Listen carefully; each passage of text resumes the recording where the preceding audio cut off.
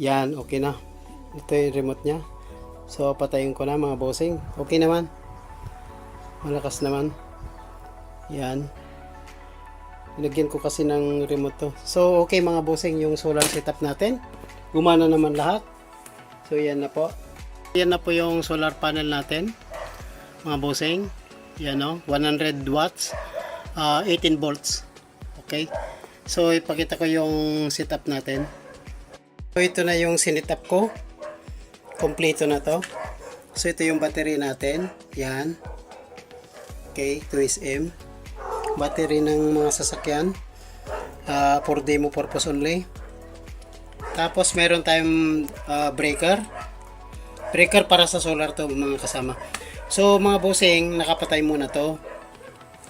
Kasisit ko lang. Tapos, ito naman yung ECC natin, solar charge controller. Siya ang kumukontrol ng voltage na lalabas. Tapos, ito naman, may breaker naman dito sa inverter natin. Ito yung inverter natin. Okay. So, mayroon akong nilagay dito sa inverter na voltmeter. Pero itong solar panel natin, may nilagay din akong voltmeter. Nakapatay nga lang. So, pag ginon ko, okay, yun natin. Yan. May nakalagay na 13. So, dito naman, mayroon siyang nakalagay na 13 din sa CC natin. Tapos, nakikita natin na gumagalaw na yung solar panel natin. Meron siyang current na pumupunta. Okay, may loading tayo. So, ito naman yung para sa cellphone natin. Ito naman yung solar panel natin. Ito yung sa battery. Dadaan ng inverter. Tapos ito yung 12 volts natin. So, maglagay ako ng bulb na 12 volts. Okay.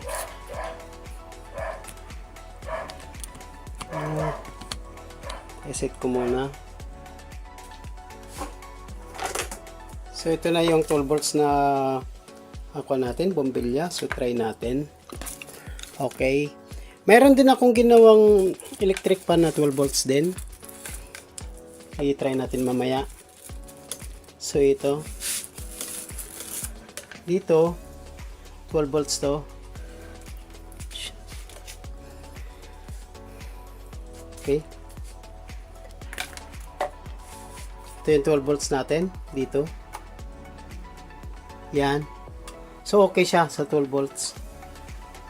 Okay naman. So, punta naman tayo sa kwan. Meron din dito sa ICC. Meron din ginawa akong simpleng lang yung pang charger. Pero electric fan yung ginamit ko. Okay. Medyo nagka-bol-bol lang kasi. Pero okay to. Simple lang naman pang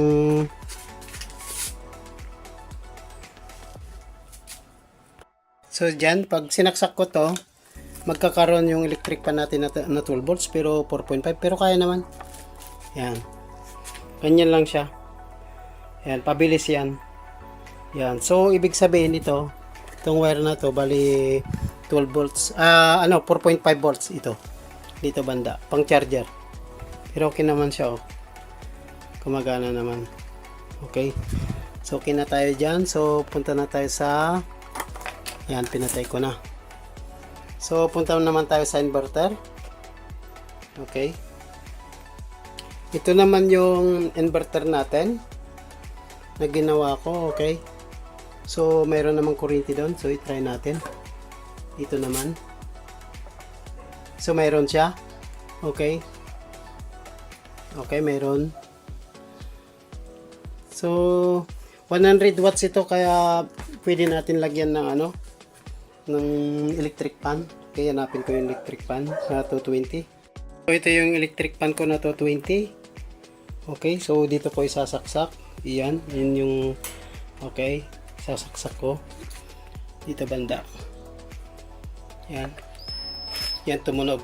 Kasi pag tumunog yun, kasi linagyan ko ng remote. Okay na siguro yan. May remote kasi to. Yan, okay na. Ito yung remote niya. So patayin ko na mga bossing. Okay naman. Malakas naman. Yan. Nilagyan ko kasi ng remote to. So okay mga bossing, yung solar setup natin. Gumana naman lahat. So yan na po. Okay, thank you. Salamat. More subscribe.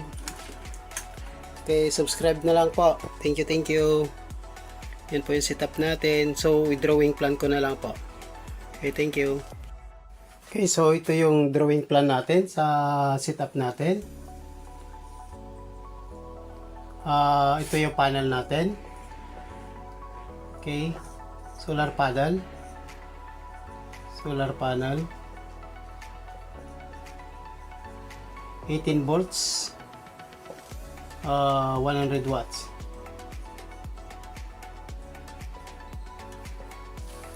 Yan lang po. Tapos pumunta tayo sa breaker.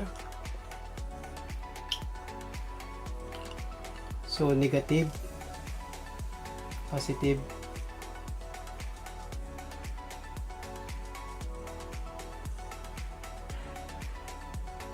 Yan.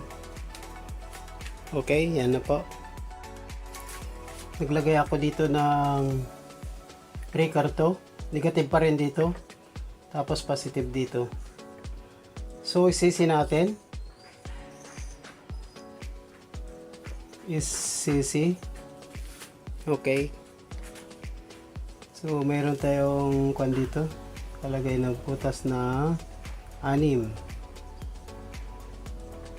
Okay.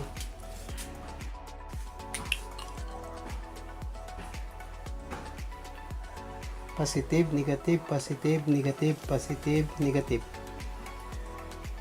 Positive natin dito, papunta dito. Okay. Negative natin. Not connected. Okay, so may supply na tayo ng ng current dito. So battery natin dito banda. Okay, inverter natin dito banda. Okay. Dito yung inverter natin. Inverter.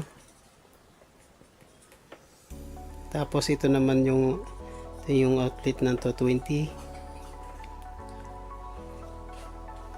Positive, negative.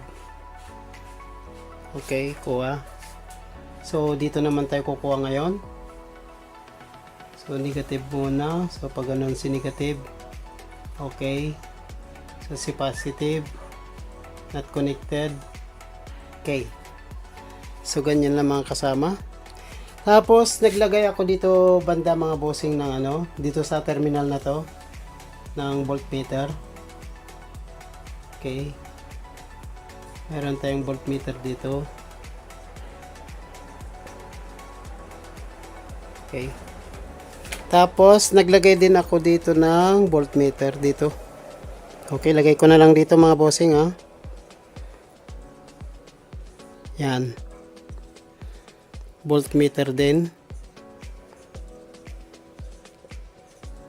Okay. So ito naman yung battery natin. Dito na lang sa taas niya dito. So positive, negative. So dito yung positive. Kuha ko dito ng line. So not connected pa rin. Yan. Positive yan. Tapos ito naman si negative. Yan na kukuha.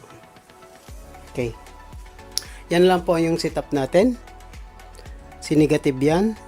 Si positive dito. Yan lang po. Tapos nag-charge na yan. Kumakarga na itong si ECC.